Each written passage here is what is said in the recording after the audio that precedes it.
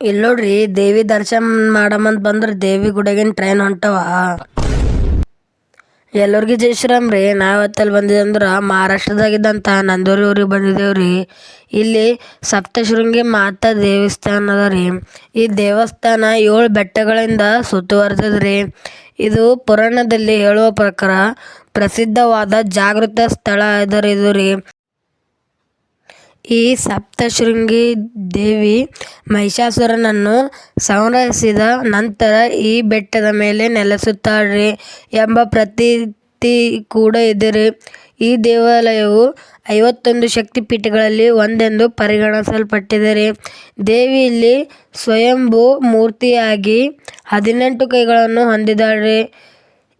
ಸಪ್ತಶೃಂಗಿ ಎಂಬ ಹೆಸರಿನ ಅರ್ಥ ಎಂದರೆ 7 ಶಿಖರಗಳ ನಡುವೆ ಇರುವ ದೇವಿ ಎಂದರ್ಥ.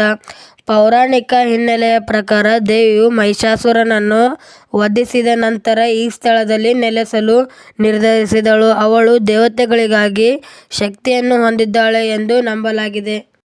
ಸ್ವಯಂ ಮೂರ್ತಿಯ ಬಗ್ಗೆ ಹೇಳಬೇಕಾದರೆ ದೇವಾಲಯದ ಗರ್ಭಗುಡಿಯಲ್ಲಿರುವ ದೇವಿಯ ಮೂರ್ತಿಯು ಸ್ವಯಂ ಆಗಿದ್ದು ಸುಮಾರು 8 ಮತ್ತು 10 ಅಡಿ ಎತ್ತರವಿದೆ.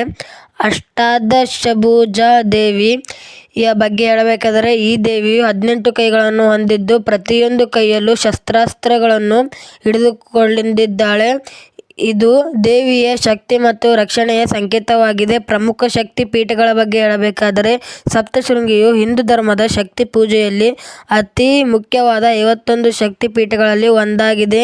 ವಿಶೇಷವಾಗಿ ದಕ್ಷಿಣ ಭಾರತದ ಭಕ್ತರಿಗೆ ತೀರ್ಥಯಾತ್ರೆ ಮಾಡಲು ನವರಾತ್ರಿ ಹಬ್ಬದ ಸಂದರ್ಭದಲ್ಲಿ ಇಲ್ಲಿ ಅತಿ ಹೆಚ್ಚು ಭಕ್ತರು ಭೇಟಿ ನೀಡುತ್ತಾರೆ. ಇದನ್ನು ಚಿತ್ರ ಪೌರ್ಣಮಿ ಎಂಬ ವಿಶೇಷ ಸಂದರ್ಭದಲ್ಲೂ ಆಚರಿಸಲಾಗುತ್ತದೆ.